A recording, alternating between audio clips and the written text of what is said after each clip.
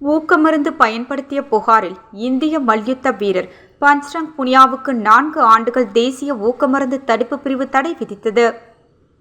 இந்திய மல்யுத்த வீரர் பஞ்ச்ரங் புனியா, அவருக்கு வயது 30. இவர் டோக்கியோ ஒலிம்பிக்கில் வெண்கலப் பதக்கம் வென்றார். இவர் கடந்த மார்ச் 10ஆம் தேதி தேசிய அணிக்கான தேர்வு சோதனையின் போது சிறுநீர் மாதிரியை வழங்க மறுப்பு தெரிவித்தார். இதனால் இவர் தற்காலிக இடைநீக்கம் செய்யப்பட்டார்.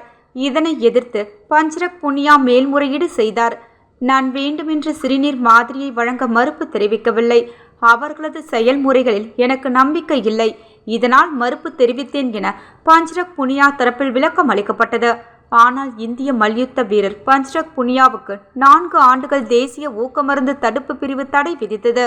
இந்த காலகட்டத்தில் பஞ்ச்ரங் புனியா போட்டிகளில் பங்கேற்கவோ மல்யுத்த பயிற்சி அளிக்கவோ கூடாது என அதிரடி உத்தரவு பிறப்பிக்கப்பட்டு உள்ளது.